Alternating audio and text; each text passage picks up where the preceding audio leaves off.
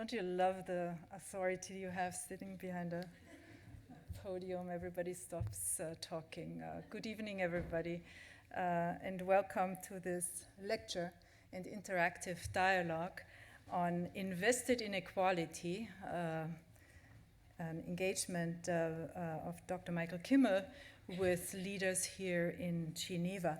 My name is Lisa Prögel. I'm the director of the Gender Center here at the Graduate Institute.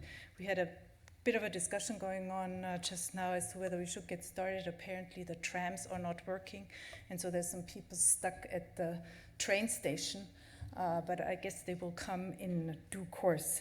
I'm happy for the Gender Center to have been able to join as co-organizer of this event, the International Gender Champions Initiative, the United States mission to the United Nations and other international organizations in Geneva, the United Nations office at Geneva, and Women at the Table.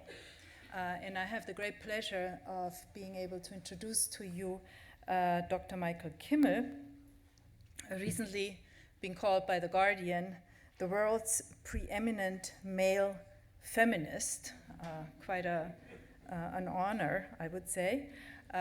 Dr. Kimmel also is the executive director of the Center for the Study of Men and Masculinities at Stony Brook University in the United States, and he also holds the position of Distinguished University Professor of Sociology and Gender Studies at Stony Brook.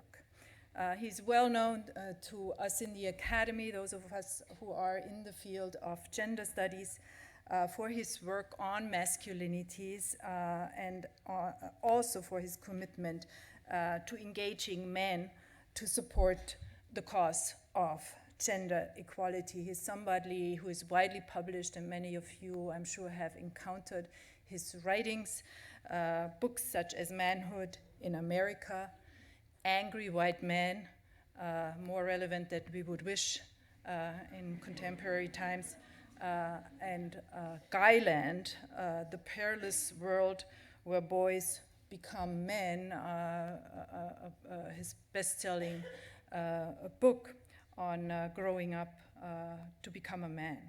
He's also the founder and editor of an important journal in gender studies called Men and Masculinities. So he really is the preeminent scholar, one of the preeminent scholars, maybe the preeminent scholar on masculinities in the world today.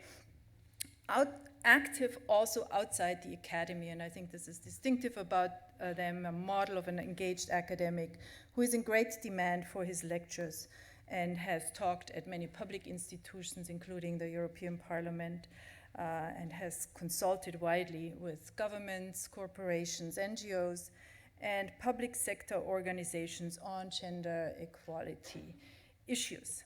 The format of the event this evening is going to be somewhat different. We're going to start with a lecture by Professor Kimmel, and this is then going to be followed by an interactive dialogue where Professor Kimmel has agreed to engage with some leaders in Geneva, including Roberto Azevedo, the Director General of the World Trade Organization, Ambassador Pamela Hamamoto, the United States Permanent Representative to the United Nations and other international organizations in Geneva, Mr. Michael Möller, Director General of the United Nations Office at Geneva, and Mr. Andrea Pedrazzini, CEO of Saatchi & Saatchi, Switzerland. So I would like for you now to all turn on your cell phones, turn them on, note the hashtag, and start to tweet. And I would like to invite Professor Kimmel to please come to the podium.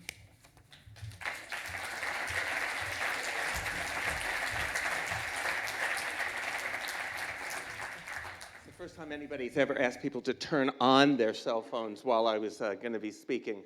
Usually we have to force our students to disengage from their technology a little bit. So thank you, Lisa, for that introduction.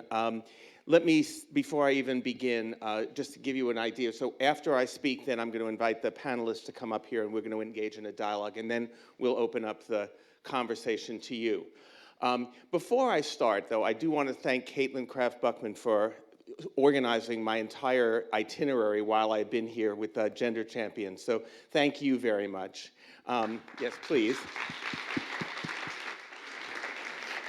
And also, it's December 1st, it's World AIDS Day, and I thought that we should take a moment as we're getting settled to acknowledge those who are living with HIV and working to prevent it around the world.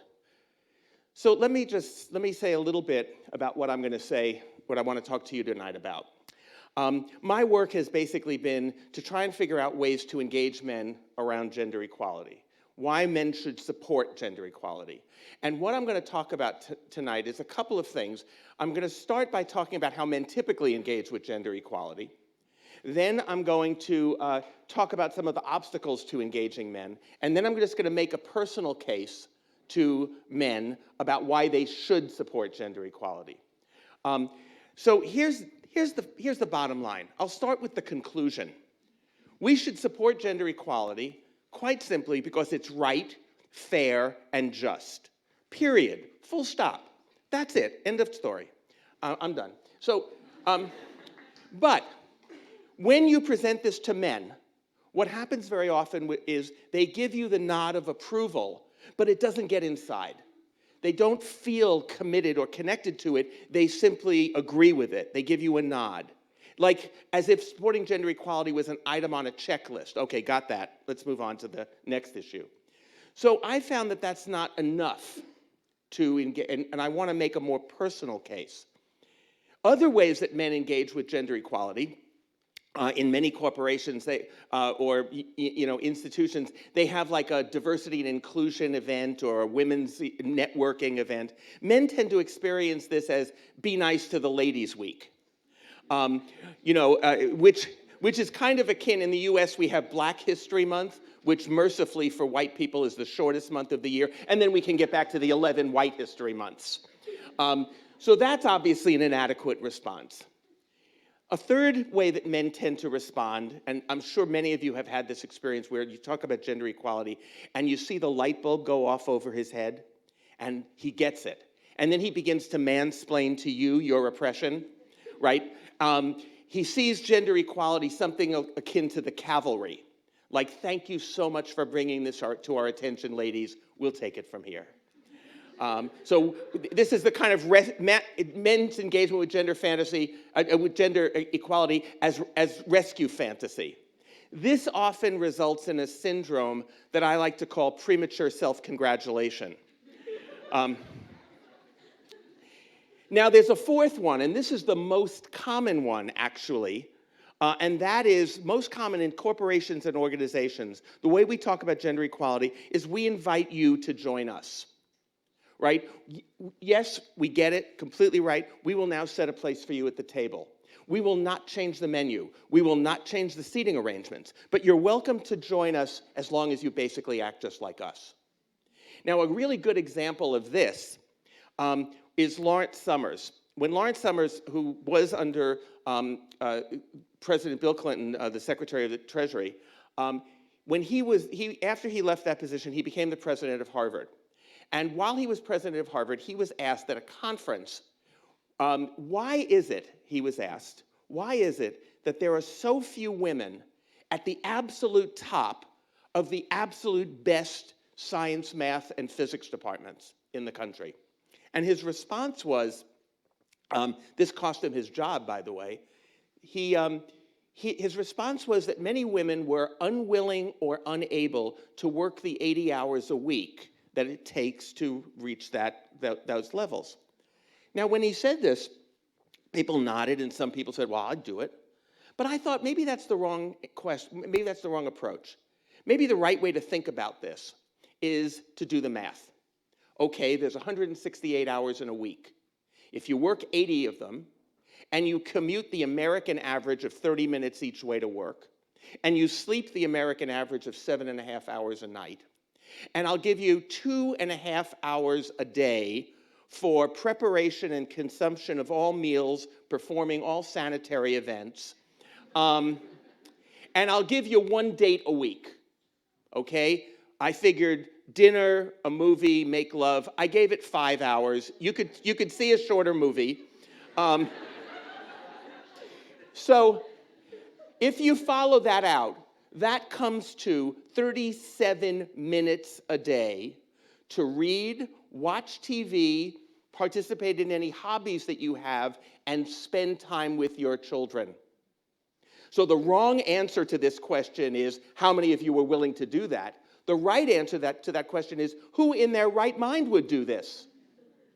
And second question, which gender thought this up as a good model for career advancement? So those are the ways that men typically engage with gender equality, and you'll see, of course, in my caricatures of them that they're all inadequate because they don't involve men. They're about being nicer to women, including women, rescuing women, but they're not about us as men. And I think part of our conversation has to be, how do we bring men into this conversation as stakeholders, knowing that gender equality is actually about us? Now here I think we face 2 obstacles. And those 2 obstacles are contained in the words gender equality. Let me take the word gender first. I think one of the obstacles to engaging men around gender equality is, and I don't mean to be facetious about this, we don't even know we have a gender. For men, when I say the word gender, what gender do you think of? We're going to have a conversation about gender. We think women, right? Most men don't know that gender is as important to us as women understand it is to them. If I were to teach a course, sociology of women, you'd get 95% women. Teach sociology of gender, you get 90% women. Most men don't think it has anything to do with them, and this is political. So I'm going to tell you my own story about how I started thinking about this. This is a story that takes place 30 years ago when I was a graduate student. Could not possibly happen today for reasons that will be immediately obvious to you. But 30 years ago, a bunch of us were sitting around in graduate school, and someone said, there is an explosion of writing and thinking in feminist theory, but there's no courses yet. So we did what graduate students typically do in a situation like that. We said, let's have a study group. We'll get together once a week, we'll read a text, we'll talk about it, we'll have a potluck dinner. So every week, 11 women and me got together. We would read a text in feminist theory and talk about it. And during one of our conversations, during one of our meetings, I witnessed a conversation between 2 women that changed everything for me. One of the women was white and one was black. The white woman said, this is the part that's going to sound really anachronistic now. The white woman said, all women have the same experience as women. All women face the same oppression as women, and therefore, all women have a kind of intuitive solidarity or sisterhood. And the black woman said, I'm not so sure. Let me ask you a question, she said. So the black woman says to the white woman, when you wake up in the morning and you look in the mirror, what do you see? And the white woman said, I see a woman. And the black woman said, you see, that's the problem for me. When I wake up in the morning and I look in the mirror, she said, I see a black woman. To me, race is visible. But to you, race is invisible. You don't see it. And then she said something really startling. She said, that's how privilege works. Privilege is invisible to those who have it. It is a luxury, I will say, to the white people sitting in this room not to have to think about race every split second of our lives. Privilege is invisible to those who have it. Now remember, I was the only man in this group. So I heard this and I went, oh no. And somebody said, what was that reaction? And I said, well, when I wake up in the morning and I look in the mirror, I see a human being. I'm kind of the generic person. You know, I'm a middle-class white man. I have no race, no class, no gender. I'm universally generalizable. So I like to think that was the moment I became a middle-class white man. That class and race and gender were not about other people, but they were about me. And I had to start thinking about them. Now, I wish I could tell you that this story ends 30 years ago in that discussion group, but I was reminded of it quite recently I have a female colleague, and she and I teach the same course on different semesters. So I'll always give a guest lecture for her. She'll give a guest lecture for me. So I walk in to give a guest lecture in her class. 300 students in the room. As I walk in, one of the students looks up at me and says, "Oh, finally, an objective opinion." Right? All that semester, whenever my female colleague opened her mouth, what the students saw was a woman. I mean, Lisa, if you were to say in front of, to my students, if you were to say, there is structural inequality based on gender in Europe, they would say, well, of course you'd say that. You're a woman. You're biased. When I say it, they go, wow, that's interesting. Is that going to be on the test? How do you spell structural? So I hope everybody in the back is, this is what objectivity looks like. Disembodied Western rationality. I think that's why men wear ties. Because I think if you were going to embody disembodied Western rationality, you need a signifier. And what could be a better signifier of disembodied Western rationality than a garment that at one end is a noose and the other end points to the genitals? That is mind-body dualism right there. Okay, so now I've made the case that making gender visible is our first task in bringing men into this conversation. Now, the second obstacle is contained in the word equality. Because, in fact, a lot of men with whom I've been working see equality as a loss for men. They see equality as a zero-sum game. And if women win, men are going to lose. Now, I first encountered this about a decade ago or so when I was on a TV talk show, well known to you all, black female host, comes from Chicago. And since I'm in an academic environment, let me just say, we academics, we don't make very good talk show guests typically. So I was very surprised to be invited. But because, you know, the talk show format's very polarized. Yes, no, us, them, black, white. And what do academics do? Come on, you know. Well, it's a little more complicated than that. You know, which, come on, that is bad TV. So I was on the show opposite 4 white men who I came to call angry white men. These were 4 white men who believed that they, white men, were the victims of reverse discrimination in the workplace. They were qualified for jobs, qualified for promotions, didn't get them, really angry. You may not know this, but a higher percentage of white Americans believe that they have experienced racial discrimination than black people. A higher percentage of white people. So these guys were all on the show to talk about how they were the victims of reverse discrimination. I was there to respond to them.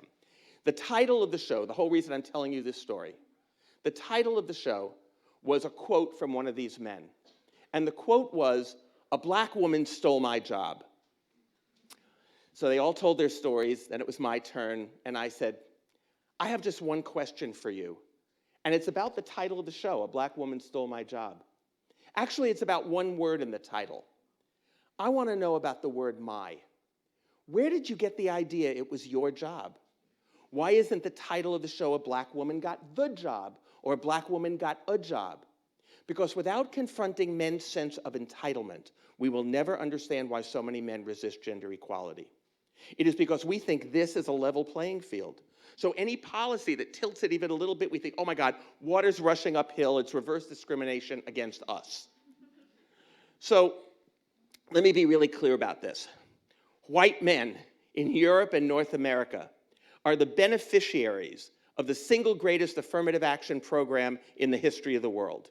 It is called the history of the world. Now, we just went through an election season in which this was very much in play. You may remember that the Tea Party's motto was, "We have to take our country back." And you have to ask, who's we? Who's our? The only people in the United States who could legitimately say that are Native Americans. Everyone else came on a boat. Or a friend of mine who was in Arizona, and he was talking to a Trump supporter in Arizona, and she said to him, "We have to bring this country back to the way it used to be." And he said, "The way it used to be? Lady, we're in Arizona. This used to be Mexico." So So that sense of entitlement is another obstacle. So now I've identified two obstacles, one in the word gender, one in the word equality. Now I want to make the case to men. And the first thing I want to say in passing is that the first way we can make this case to men is quite simply by saying this idea of entitlement is true, gender equality as a zero-sum game is true if and only if the size of the pie remains the same. And here's where we make the business case. Because the business case, research from Catalyst, McKinsey, so many other organizations, have amply demonstrated that gender equality is good for your bottom line. It is good for business. Higher return on investment, higher rates of profit, lower labor costs, much higher job satisfaction for women and for men, higher rates of productivity, lower rates of absenteeism, far less turnover. So there is a good business case to be made that gender equality makes the pie larger, so it's not a zero-sum game. It is a win-win. And that is a long conversation that I will compress for you, but basically to make that case. Now, the last thing I want to talk about then is how we make that case, how we make the case to men personally. And here, let me ask you, how many of you in this room are parents? Great, okay. So those of you who are parents, I'm going to talk to you for a minute about this because we had this conversation. I want to now make the case to men as men, not just as in your work lives, not just in some abstract principle, although, as I said before, that should be enough, but also in terms of how we live our lives. Now, because one of the things that is quite true, and I'm sure that you see this here, at the Graduate Institute, young people, millennials, Gen Y workers coming into the workplace today, they do not differ by gender at all. There is virtually no difference. People coming out of business schools, out of graduate schools, out of university now, they want to have great careers and they want to be awesome parents. And there's no difference between the profiles of women and men coming into the workplace today. So if we were ever Mars and Venus, which we weren't, but if we ever were, we are no longer. Young people today are earthlings. Women are from Earth, men are from Earth. So how do we talk about being an involved parent? We have this conversation at least in the States, about, you've heard this, parents, quality time. Now, the fact that you're laughing, I know that the reason you're laughing is because every parent in this room knows quality time, complete fraud. Absolutely not.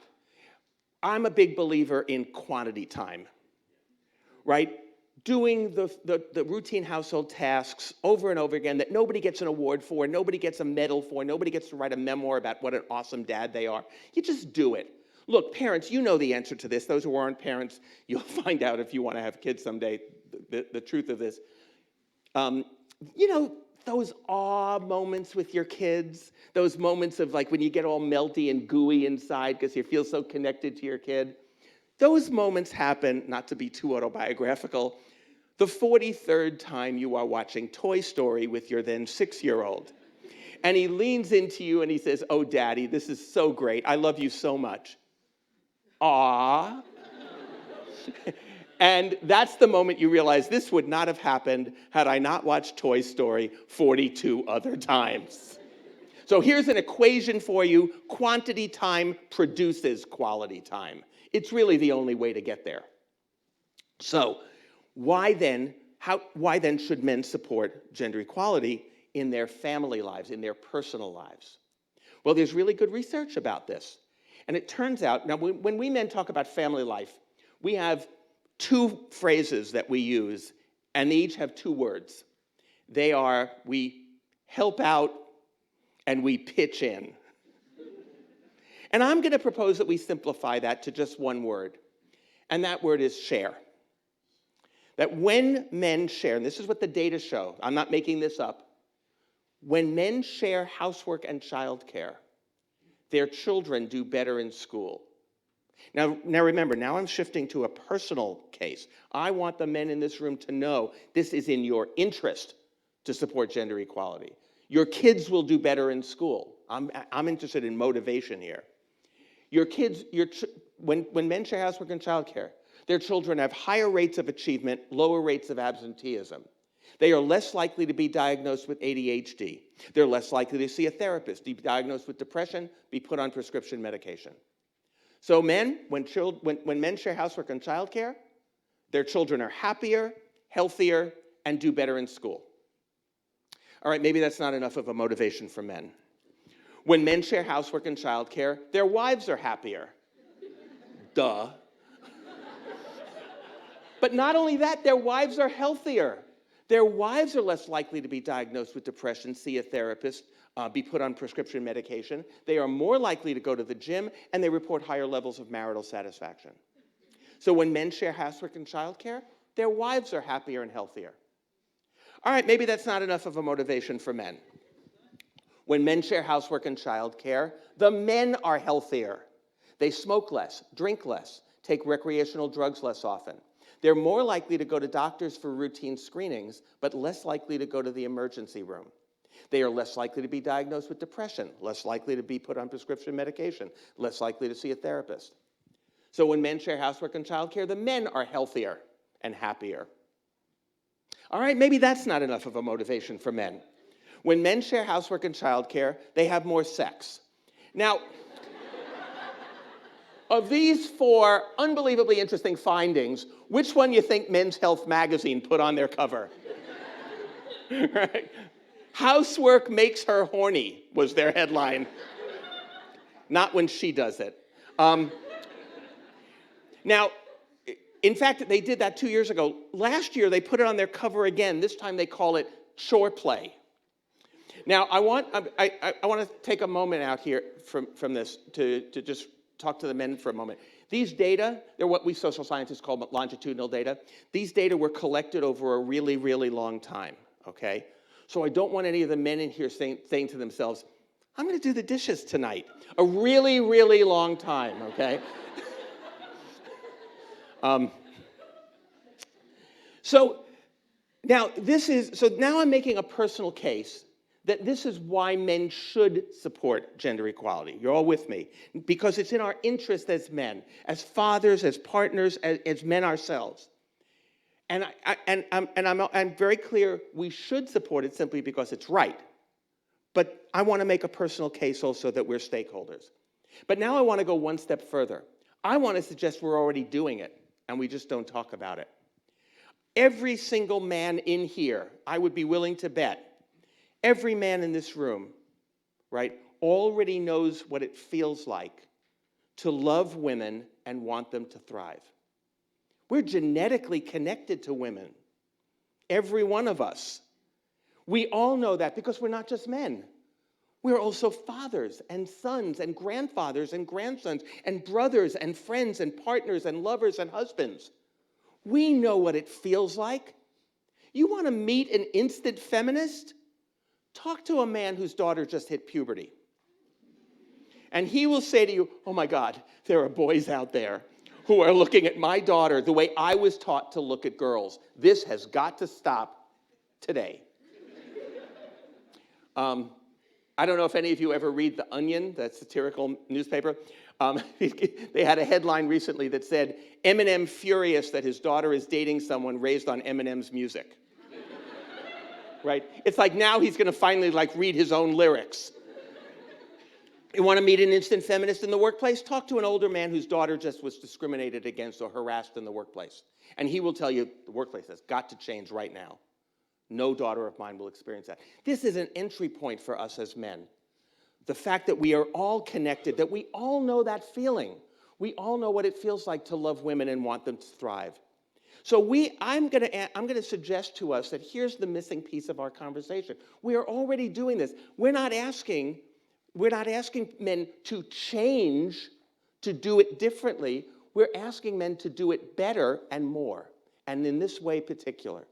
We have this phrase, I'm sure you have it also, you can talk the talk, but can you walk the walk? It's a question basically of, are you going to live the things that you espouse? I'm going to propose that we do something a little bit further than that, and that is talk our walk. I believe we are already walking our walk at home. In the relationships that we already have as sons and fathers and husbands and partners and friends and colleagues, we're already doing it. But I think what's missing is we're not doing it in public. We are not supporting women publicly. So what happens very often in these kinds of conversations is we do it privately. Most of you have been in those situations. Most of the women in this room have been in this situation. You're in a meeting, a mixed group or even majority men, and somebody says something kind of sexist and awful, and they're not running for president, and you say, and then everybody looks at you. They're going to look at you and go, oh, God, is she going to say something now? You get the big eye roll, like, oh, God, here she goes. And then what happens later, if you're lucky, one of your male friends or colleagues will come up to you and say, I'm really sorry about what they said in there. I really don't like it. And your reaction is like, where were you when I needed you? This is what I mean by talking your walk. You have to be able to say in public to other men, I am not down with that. That's not okay with me. Right? Women should not have to bear that weight themselves. That's our job. That's what I mean by talking our walk. Because I believe that if we do that, it will enable us to actually show how much we actually already support gender equality in our private lives. So I've tried to make a case to you this evening in a very brief time about what holds us back and then why we should support gender equality. And I basically am making the argument that of course we should support it because it's right and fair and just, but also because it's in our interest as men. We're stakeholders in this conversation. In fact, I believe that as men, the only way, gender equality is the only way that we men will get to live the lives we men say we want to live. Thank you very much.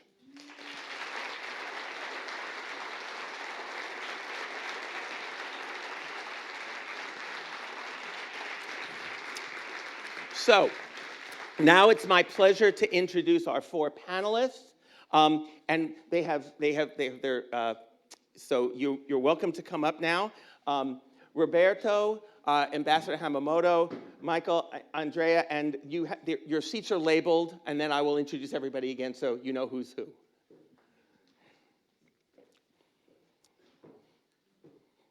Let's find your spot. Right there, there you go. Good to see you again. Yeah, nice to see you. Yeah, great. Okay. Roberto, Michael, Ambassador Hamamoto, and Andrea. Here, I'm going to moderate this. I'm going to ask a couple of questions. They're going to speak a little bit. But basically, we want to engage now with leaders here in Geneva with these kinds of questions. What have been the obstacles, for example? This is what I'm interested in. Like, here's my first question for you, actually. Like, when did you get that? Feminist women often talk about that click moment where they realize that, like, what happened to them was not just an accident or individual, but was actually systematic and political. Like, what was your click moment? What was the first time you realized, wow, that was real? That's really wrong. I hadn't really understood that before. What was the first click moment for you? I'm going to ask Pamela to wait on her answer for this, and ask the guys first on this one. What was your moment of realization? Well, you'll notice, it's obedient. Everybody on panels always is like, okay, it must be me, it must be them. No one just jumps right in. Thank you, Roberto.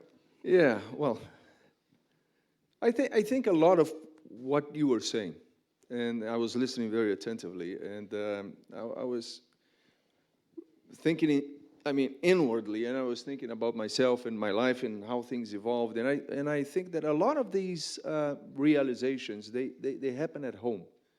Like you were saying, when your daughter tells you something that happened to her in the workplace or somewhere else, and your wife complains about something, you always have to listen to that complaint and respond to it as well in a gender-neutral way. I think the first one for me was my mother.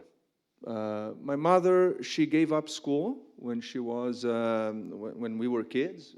My brother and I suppose it's because of the work she had to do at home. We were from a lower middle class family, so there was no money to throw around. She had to do a lot of the chores herself. And when we were older, I think a teenager, I was what, maybe 13, 14, my brother around 11, she decided to go back to school. She said, you know, I want to finish my education, I want to get into the workplace and things like that. And my father, who was this, I mean, the sweetest man that you can imagine, very reasonable, everybody admired by the whole family, he was against it. And I said, well, I didn't understand it at first. And it was the first time that I saw something that, for me, as you were saying, it was inherently wrong not to accept that my mother had the same opportunity, the same chance to study, and I asked my father, I said, why? You know, I don't understand. What is your problem with that? And he came with, oh, your mother has things to do at home and things like that. And I said, I don't buy that. I see my mom at home. You know, honestly, I don't buy that. Why? And after a lot of whys, he said, I don't know, women in the workplace, they should be meeting other men, and there will be, you know, and I thought, oh, okay, I get it. And I said, Dad, come on, either you trust Mom or you don't. You guys have been married for so many years. This is time to let her go. She has her life. She has to, and I was, what, 13, 14? I was telling my father that he was wrong. And funny enough, after that conversation, he told my mother, yeah, go ahead, do it. I'm fine with it. So I think that was the first time that, and why? Because it came from a man that was so sweet, so generous, so balanced in everything he did. But he was taking a position which was, for me, clearly wrong, something that was really wrong. At that point in time, I began to think that there was something wrong in our society regarding women, and we needed to do something about it. So my first fight was for my mom. And since then, many other fights came, but that was the first one, yeah. Right. I remember very, very clearly my click moment, as you call it, when the penny dropped. But it wasn't a negative one, it was a positive one. And it was about the same age as Roberto. I was about 13 or 14. I wake up one morning, I look at the newspaper, that on the front page tells me that the biggest national women's organization had just appointed a man as their Secretary General. This was in the mid-60s. And it's just something that has stayed with me ever since, because it was quite obvious that this was the way to go. It was completely against the norm, certainly counterintuitive for most people, but certainly something that that was a moment that it occurred to me that instinctively that the gender issue was something that was a little bit more sophisticated than just talking about women. And that it wasn't simply a matter of demographics, it was a matter of real equality. Correct. Yes. Interesting, okay. Yeah, and in my case so I met my wife. It was something happened with my wife. I met her at university, so we did the same university. So obviously not the same age as them. I'll let the audience judge.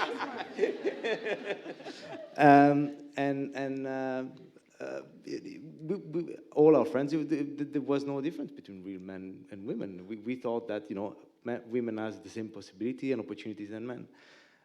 So she was way better than me at university. She had better grades, so I was ready to be a dad at home. I'm happy to do that.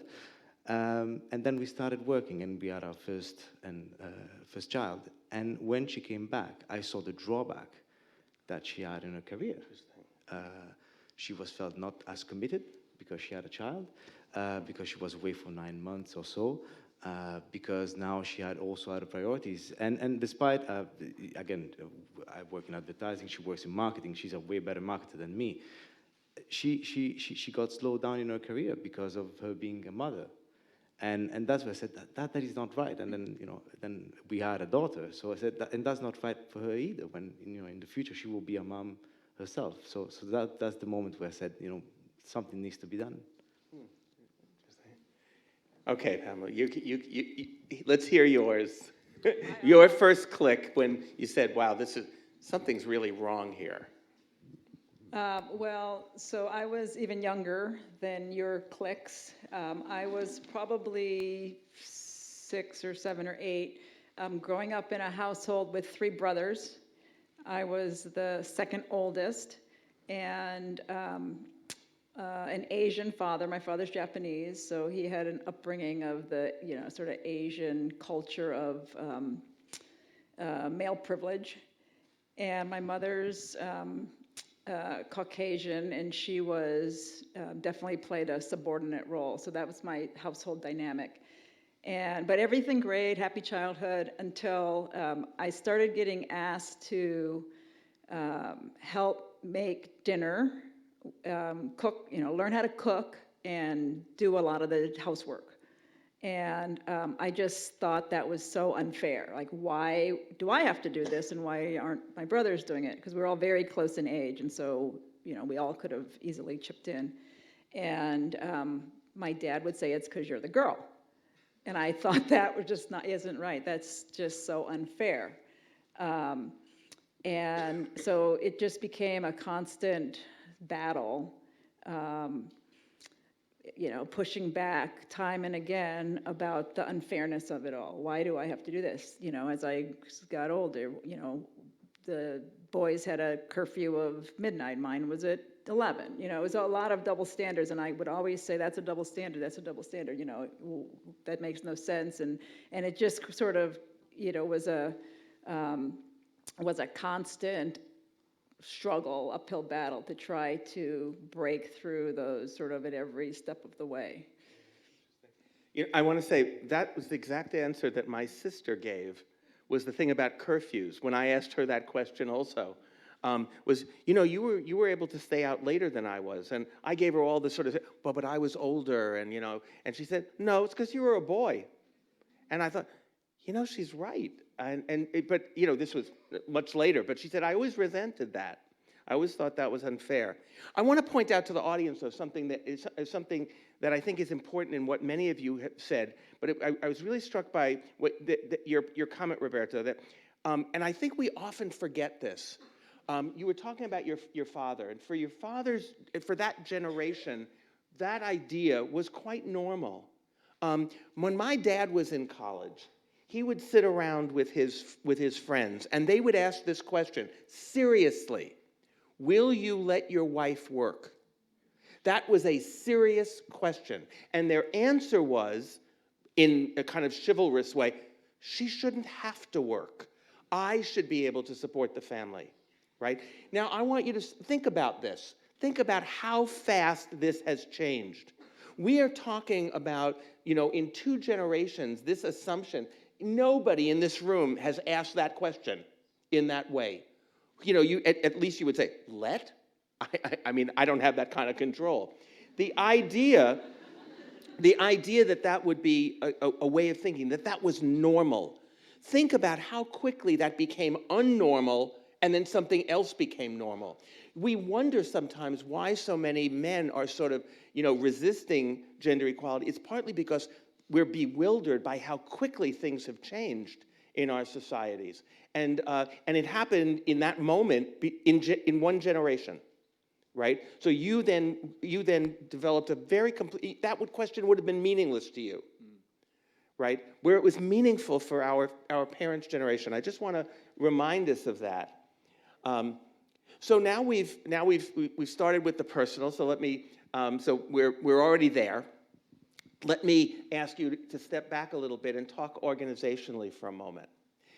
What have been the biggest obstacles in the organizations that you work in and run?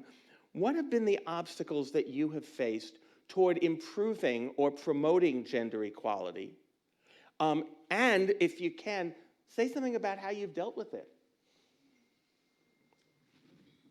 We do not have to go. Same order? Or? No, we're going to start down there this time. I'm going to be authoritarian.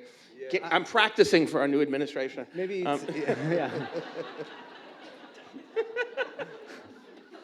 yeah.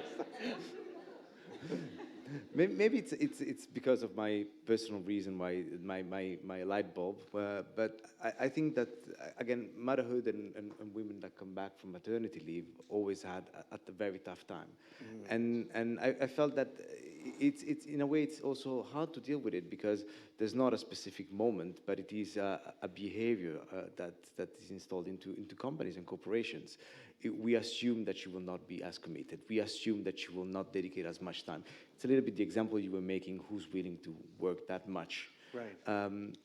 So having lived what my wife had to experience in her work, what we started doing is to facilitate and ease that coming back of women to after maternity. And there's some very easy way to do it, which I've adopted for my agency, but also we're adopting also in other agencies of our group, which is flexible work time, working from home, being able to sometimes our colleagues, co-workers, they bring their children at work because maybe they miss childcare and they stay in a meeting room, they use an iPad, which saves all relationships, and that's fine. So it's more of a mindset of fluidity and be open to find solutions, to be flexible with the work-life balance of people. That helped a lot, and I find it's very interesting because we have now in our agency 2 time shifts. There is the normal one, and then it starts again with all the parents that at 9 they start doing the emails, they calling each other and preparing the meeting for the day after. But that works. That works and allows everybody to have that balance between work and family, whether it is a dad like me or a mother. So I think that has worked very well for us. How's that worked well for you? How's the work-family balance worked well for you as a dad? Personally? Yeah. Well, it's what we've done, what I've done with my wife to help her out also in her career, and They're responding to the fact that I said help out and pitch in. yeah,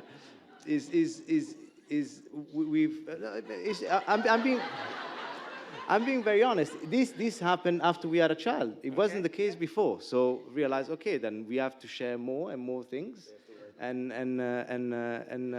it's very nice because, for instance, this week I'm dad alone. My wife she's on a business trip, and it's enriching because I actually enjoy that a lot. So it helped me out not professionally but more personally. Right. So once this happened, and after my daughter grew a little bit older, past 2, I got closer to her, spent more time with her, and I really enjoyed that. So that's the richness that there is in it beyond the profession. That's quantity time. That's quantity time, excellent. Yeah, Miss Frozen. Yeah, right.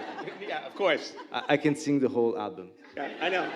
Right. And I've memorized Toy Story. It's true. For me, I would say I'll put it in 2 categories. An external category where, as a female trying to sort of progress through my career, I've had to deal with sexual harassment, and what goes with that is often opting out of situations to work with certain people or to go on a trip. That would have been good for my career, but I was trying to avoid uncomfortable situations for that reason, for basically sexual harassment reasons. And then also, when I started having kids, I was actually in an investment banking career, and even before I had the child, my first child, once I revealed that I was pregnant, it was like night and day in terms of how I was treated. The question about my commitment, questions about, are you going to come back to work? And as much as I said yes, after I have the baby, I'm going to come back to work. People didn't seem like they believed that, and it impacted, sort of what projects I got to work on. It was basically I was off the team. Like, you've been on the team, now you're off the team. And then, unfortunately, it wasn't a workplace culture like yours is, and my, just supportive of any kind of flexible work arrangements. So I ended up having to leave my job because of that, I couldn't find the right balance. So I'd call that kind of the external, but then internal, more personal, I would say one of the biggest obstacles is self-doubt. And so, as a professional female, I know more about it now than I did at the time living through it, but how women just are terrible at self-promotion and question their ability. You gave some examples today during our luncheon about, we have to feel overqualified to put ourselves forward for something, and men can be underqualified, but they think they're qualified or overqualified. So just that, I think I often just didn't believe in myself, and that was my own, my own self-imposed obstacle that just kept sort of following me throughout my career. Just a quick comment, just for the audience. There's studies that that are reported in Sheryl Sandberg's book Lean In, where if you have like 5 criteria for a promotion in a company, and a woman meets all 5, she'll put herself forward for the promotion, but not unless she fulfills all 5 criteria. While a man will put himself forward if he fulfills 2 of them. So men tend to overestimate their abilities, women tend to underestimate theirs. And this has real serious consequences. It's not just, it's not just the institutional discrimination, it's also how we interact with it and approach it. Michael. Well, you give me the entry point to what I was going to say. I work for an organization that has 2 major handicaps. One is it's supremely macho, and has been for the past 70 years. And the second is it's filled with bureaucrats who, by definition, don't like change.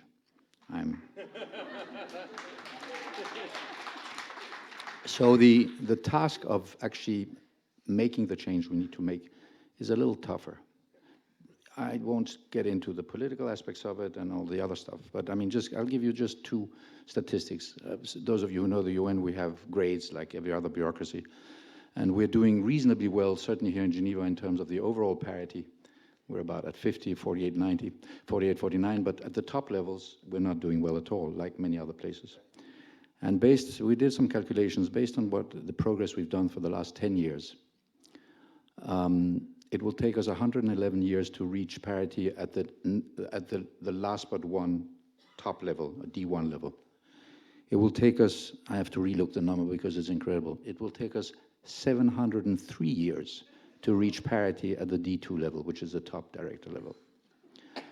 So just to tell you, that we have our work cut out first. Yeah.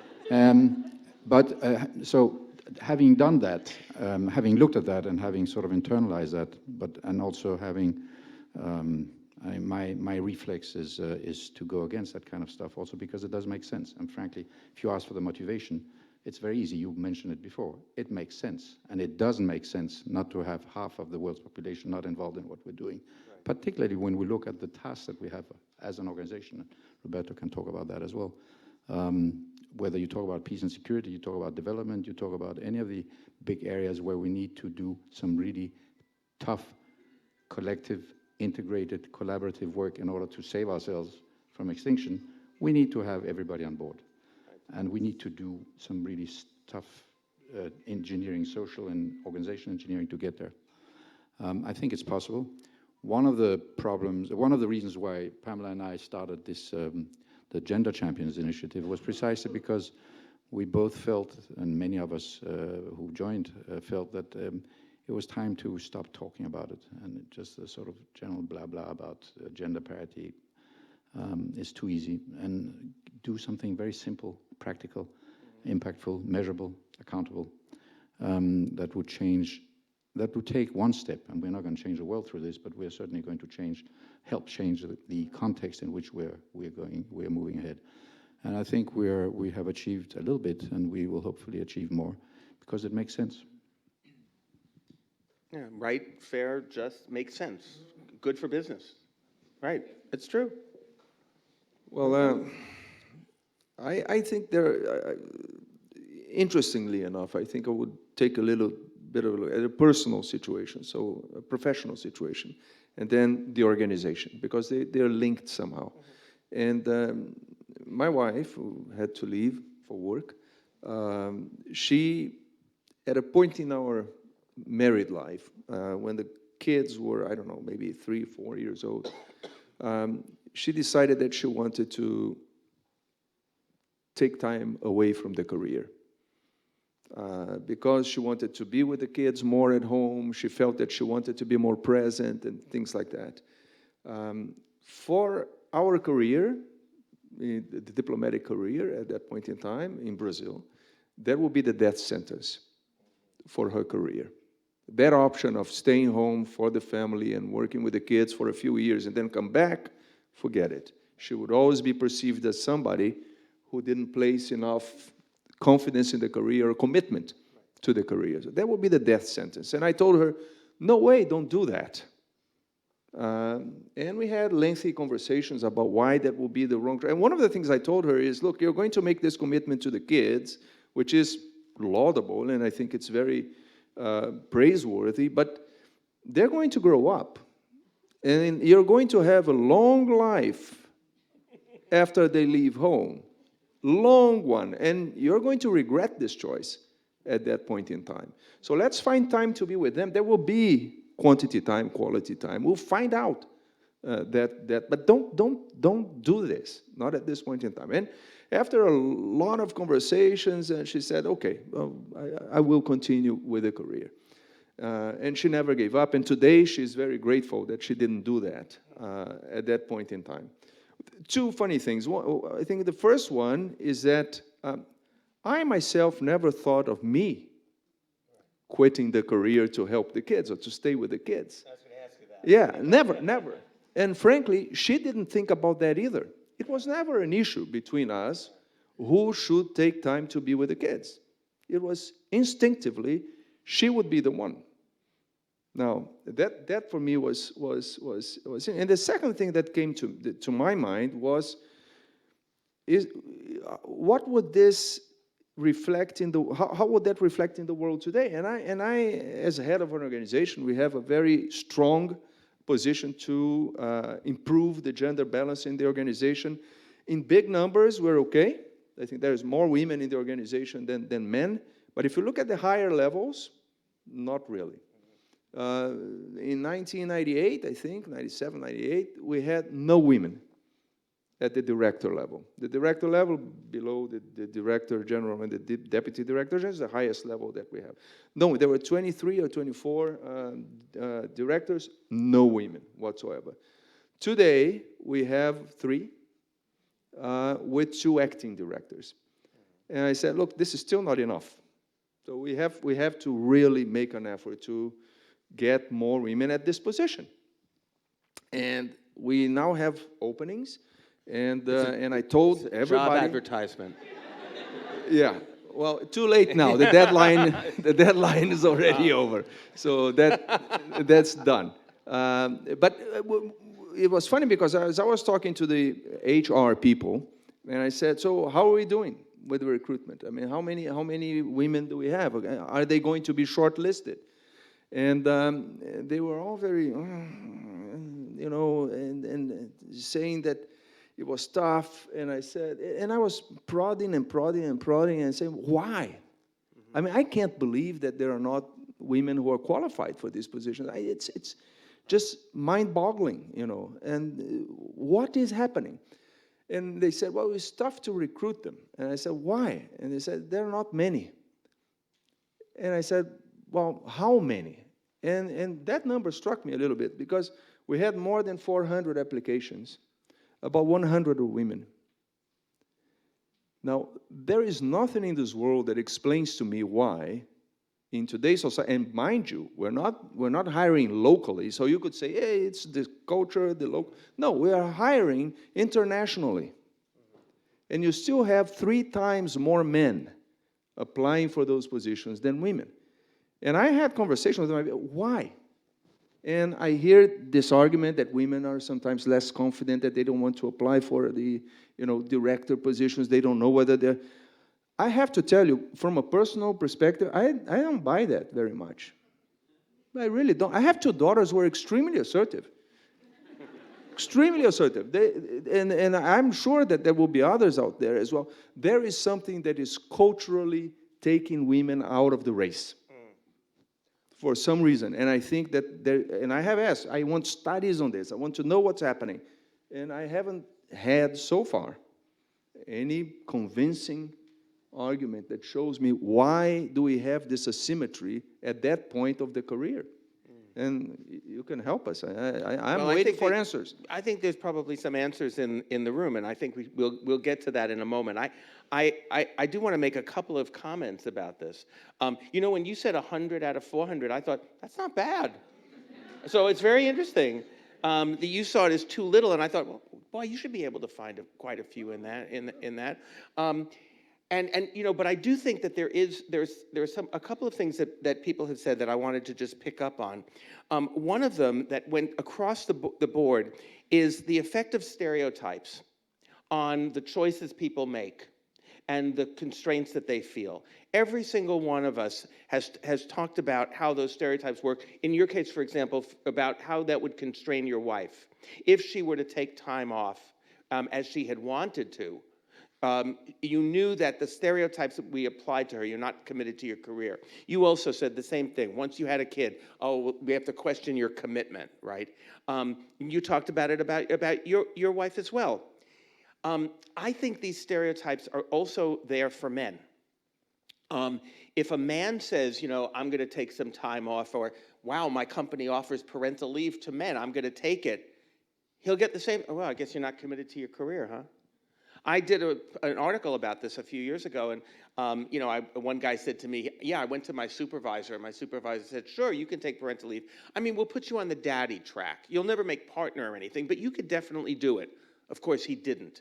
So those stereotypes apply also now to men, that family commitments are a sign of lack of commitment to your job.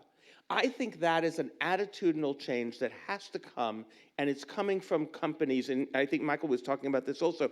We see this as value added, that you are committed to your family, you're much more likely to stay. You're much more likely to be committed. You're much less likely to be flighty and leave because you have commitments. I see that as a positive thing, not a negative one. I think we have to turn that around, because now it's applying to both men and women. So one thing I was thinking, rather than waiting 703 years for there to be parity at the top, I was wondering if we could maybe half that number if we do one thing, and that is engage men as well. We've always thought of our gender programs, as promoting women, which we have to do. But it's also about talking to men and engaging men to support this. Because this is not, as we've been talking about, we know it's not a zero-sum game. It's also not men versus women. This is not adversarial. What women have identified that will enable them to live the lives they want, that's just what we need too. So, how have you, in your organizations, worked specifically to engage men to have these kinds of conversations? And now let's start in the middle. Well, you make me think of another truism, if you want, which is very, it's clear. In terms of recruitment, people tend to recruit themselves. Okay, so, and that is it's part of, it's talking about unconscious biases. It's called talking about just a cultural thing, and it cuts across all cultures. So this is, you have to attack that, and you have to have these conversations, and we do. I mean, it's a constant conversation that needs to happen. So I'm like Robert. I don't buy this business that there aren't any women out there for any of the posts. It simply isn't true. I'll give you a small example in terms of what we're doing here. One of the commitments that we've asked everybody is to not be on a panel where both genders are not represented. One day I get an invitation from a member state to be part of a series of panels, and I look at the list. There's not a single woman on 4 different panels. So I have them called back. I said, I'm not coming unless there are women on every single panel. And I'm also taking away the room that you're going to be meeting in, unless there's an... 4 hours later, I get a new letter with women on every single panel, and not just you know, their wives or their girlfriends, but really serious panelists. They really wanted that room. What I'm telling you is that it's possible. I know. So these conversations within the organization, it's really important to change the way that we look at recruitment. I was struck recently in one of our meetings by a friend of ours who works for Nestle, who was a senior director there, and they have the same as we do. When we recruit and we go through the whole process, which is lengthy and a pain in the neck. Nevertheless, at the end of the process, if they're out of 3 candidates proposed for a position, there has to be at least 1 woman. They tried that as well, but then they tried something different. And they said, okay, instead of 3, we want 4 for each position, out of which 2. That changed completely the percentages once they started analyzing the kind of, so you know, you can, it's social engineering that you have to, and we're trying hard. Our new boss, the Secretary General, incoming, he had a very simple way when he was High Commissioner. Whenever he hired a man, he hired a woman, and if there wasn't a woman, he didn't hire anybody until they found somebody who was qualified. And he probably is going to do something similar with us, with the wide organization. So, you know, I think we can cut these 700 years down to something a little bit more doable. I think it's important to listen carefully to this. I mean, what we're hearing is the pipeline's open, right? There are qualified women there. This is not any longer a legitimate excuse that, you know, we just couldn't find, we've been looking and we couldn't find them. It's just not, it's just, they're there. You're not looking hard enough. So I think putting in these small structural changes actually shifts that mindset. Yes, of course they're there. And here's an incentive to do that. I guess a couple things. One, I wanted to say that I've always had male champions, people that have been on my side, basically, trying to support my professional development. And I was trying to think back about why they were doing that. And, you know, I try to think about your sort of 3-pronged approach, whether it's the business case, or that it's just the right, just thing to do, or whether there was some personal motivation.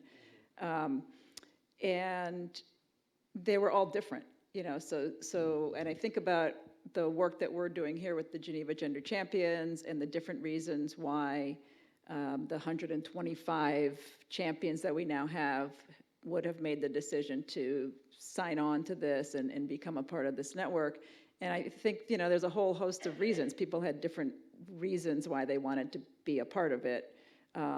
One of those 3, 2 of those 3, all 3 of those 3, and they're all different. And so, you know, what I've always tried to do is think about what's going to resonate with different people to try to get them to see the issue the way I see it, to try to think together about, you know, how can we make the most difference? You know, what's going to resonate with different people? And I love the fact that, especially here in the work we're doing, there are so many committed male champions. But one thing that I find for some of them is that they think that either just being a part of this and doing kind of the bare minimum of what it takes to be a part of it is enough.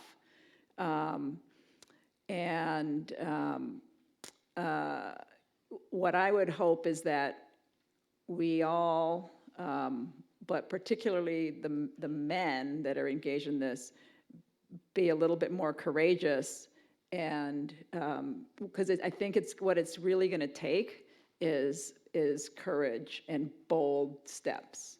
And that we're taking little baby steps and we're all trying to do our part. But I mean, you look at the numbers of how many, centuries it's gonna take, and it's ridiculous.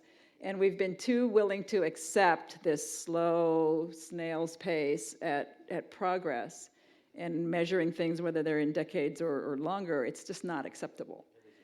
And we can't keep patting ourselves on the back for this incremental progress that we're making. But in order to change that, we all need to be much more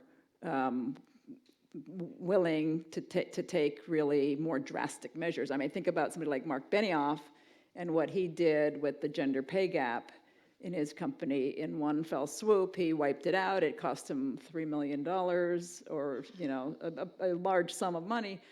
But he just said, this is just wrong, and I'm not going to phase it in over 10 years. I'm going to do it tomorrow.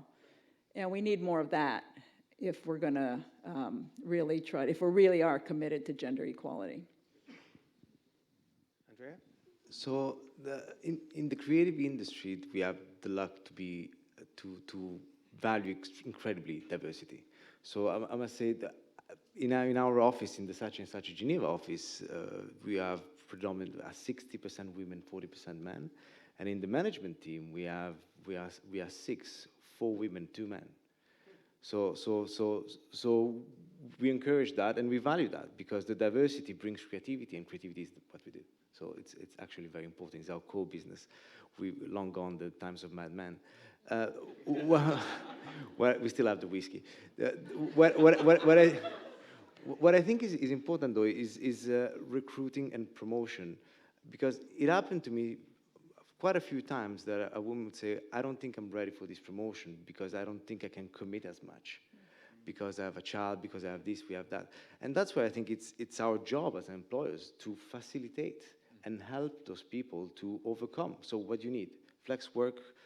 You need, we have some cases, some of our colleagues were moving office, so some will have a longer commute and they have children. Say, okay, let's talk about it. What can make it easier for you to take that? And that is our responsibility.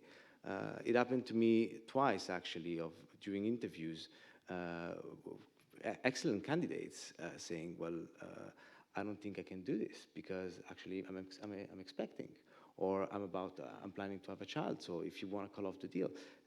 We went ahead anyway, and that's where really the mentality shifts. Not only for those people that they're some of my best employees, but also in the entire agencies. Then you start to understand, well, this is just right. This is just right. They got the same right, they got the same opportunities, and we just need to find a way to ease that within the organization. Well, in responding to your question very objectively, what are we doing, and how to change that, and how do you engage men? I think it's about consistent, persistent, hammering that this is the policy and that you want to do it. And it has to come from the top. And I don't know whether those who work with me or for me are fully convinced, because when you're the boss, people tend to agree with you.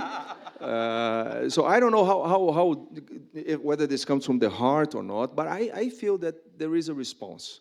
So promotions, for example, we have been consistently promoting more women than men, but many things happen throughout. So promotions board, I insist, and my people insist, that there be gender balance in the promotions board. There is not just men promoting people, so there are men and women at the promotions board.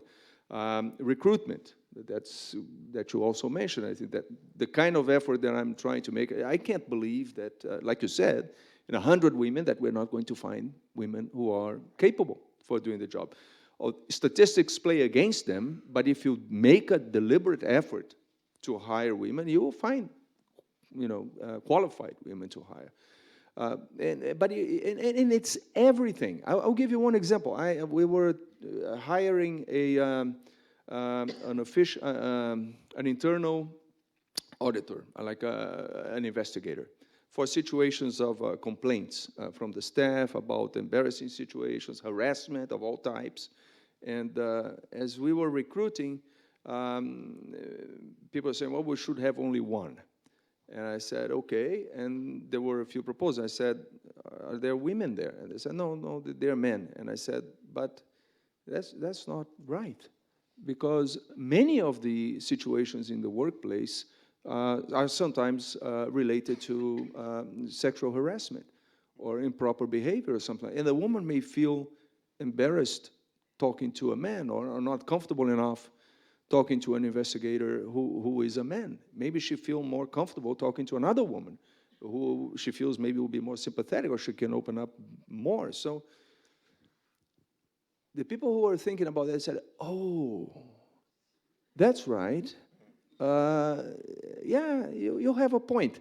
So these kind of things, they sound small, but the next time they're doing something, they will think about gender balance. Same people. Yeah. And you hopefully won't have to be telling them that they have to think about that. That will be instinctive. And I don't know, maybe that's not, that's what I myself have been trying to do. One thing that I noticed in this part of the conversation was we were talking at two different levels, and I think this is not an either or.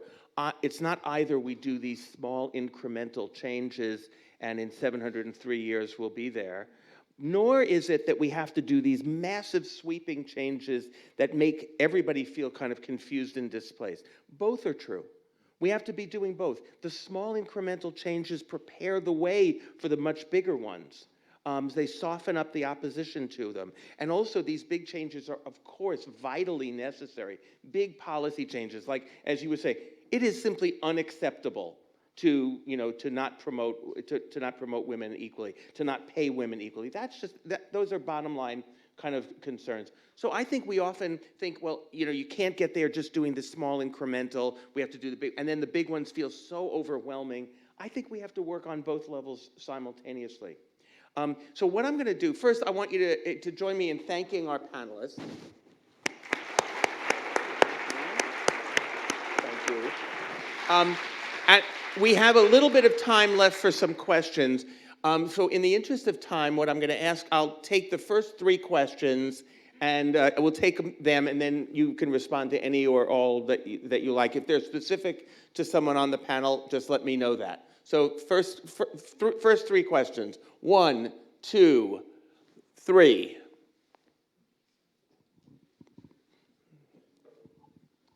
Yeah, you're number way in the back. You're number 3, right behind okay. 1, right behind you 2, 3. I'd like to make a suggestion that is practical but very radical, which might be a solution to all the problems you've been talking about. Wow. What if it were compulsory to have childcare nurseries in every organization, in schools, in companies, and so that the women could go along and leave their babies, or the daddies could go along and leave their babies. If the child didn't feel very well, you wouldn't be wasting time traveling, you wouldn't be wasting time worrying, and it would have to be affordable.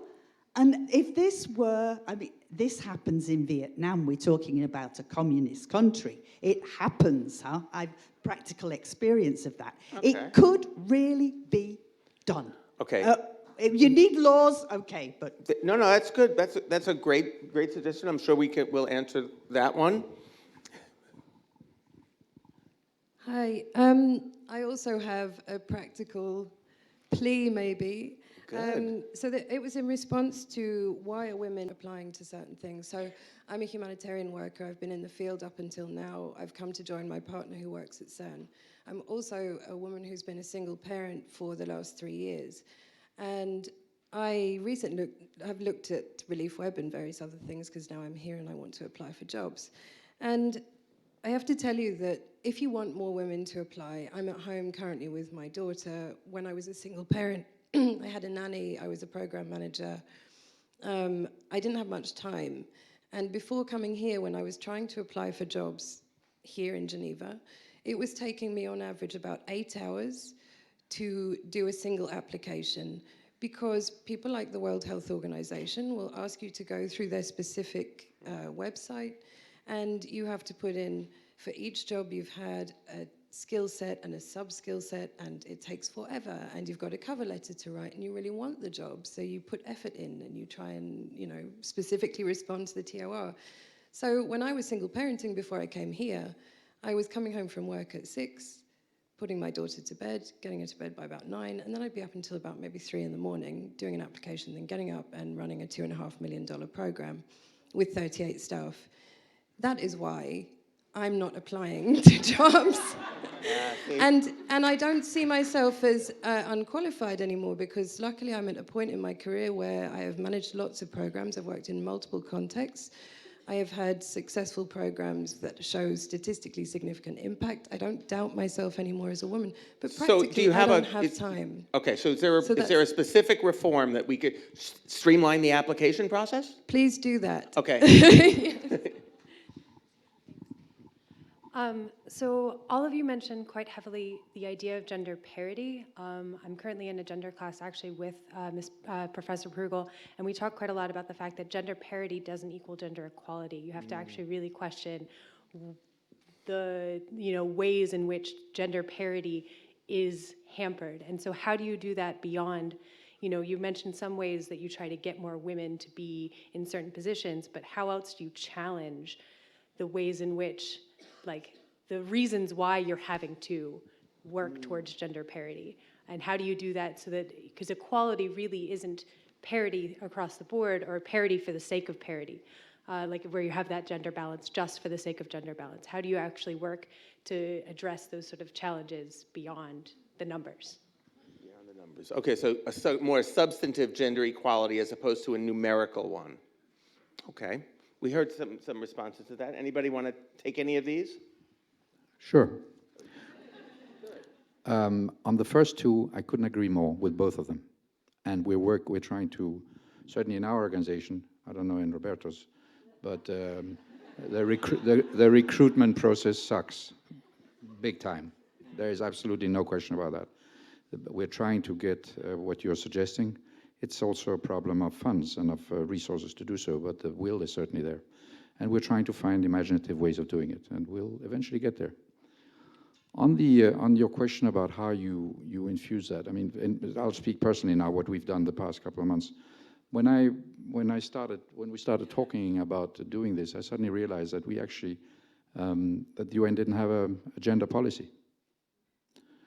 So we wrote one and we implemented it, and we're now pushing it very hard because it speaks about all of these things. It speaks about equality. It pushes equality, if you want, through doing away with unconscious bias, with doing away with the way you recruit, the way you promote, the way you act with your colleagues, the kinds of measures you put in place to make sure that stuff happens in the right way. And then what we also did is to change the way that we train, so that every single person who starts, any newcomer, will have, to start with, there will be a gender component in every training program that comes in. And practically every training of staff that we have also has a gender component in it. These are beginnings, and it's really a matter of changing the culture of each one of us. It takes a little time, but it just needs persistence, and it needs repetition. You have to keep talking about it, keep repeating it, until people appropriate it as a reflex. It's eminently doable. On the point that you were making, yes, and as we're moving offices, etc., and it creates some disruption. So one of the things that we will start doing is having not a permanent childcare, because there's all sorts of regulation. It's a bit more complicated, but certainly helping parents, whether dad or mom, when they have those impellent mandatory commitments, a meeting, whether it's a client meeting, a pitch in our case, and maybe my wife or my husband's traveling and I'm alone and my daughter's sick.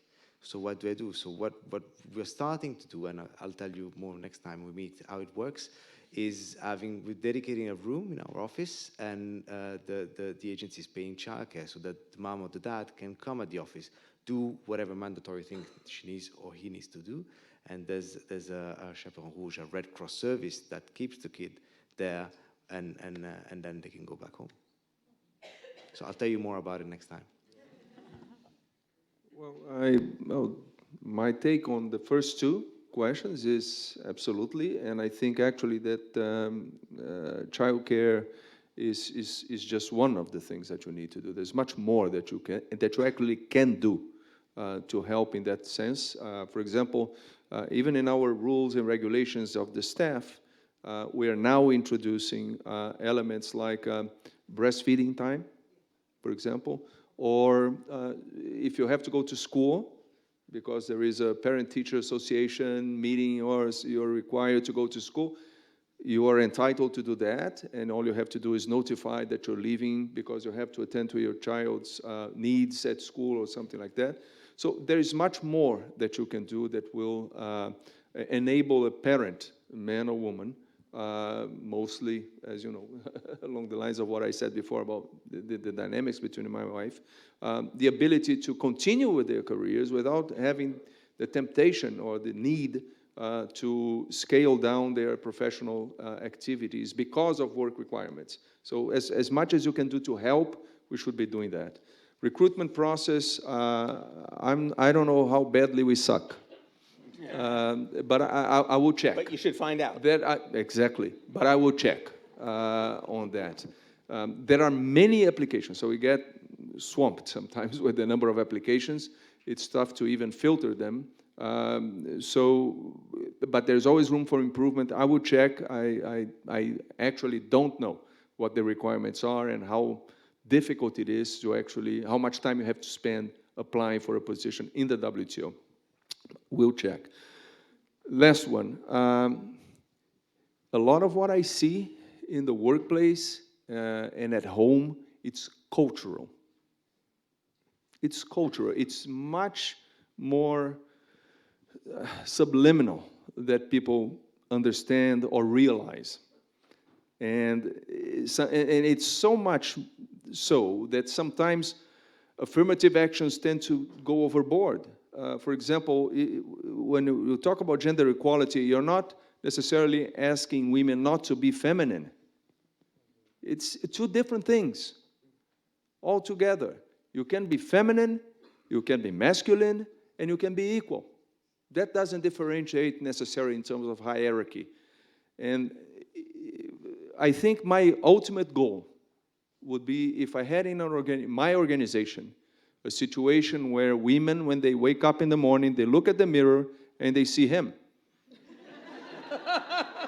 You know, this generic human being, you know, that will be the ideal. So how long we're going to take to get there, I don't know, but that will be a goal. Okay, well, because I just want to say I've been informed by members of our panel that they have family commitments as well. And so I'm going to bring our conversation to a close and allow them to balance work and family a little bit. I do want to thank you all, each and all of you, for participating in this. I have found this really interesting. I think that you will all agree with me that this is the beginning of a conversation, of course, not the end of one. So again, join me in thanking our panelists.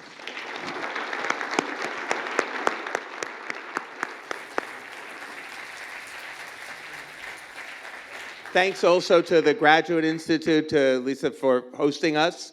I'm sure that people would be perfectly happy if they don't have childcare commitments or family obligations to sit around and chat for a bit afterwards. But for now, I'm just going to say thank you all very much. Thanks again. Very well done. Thank you.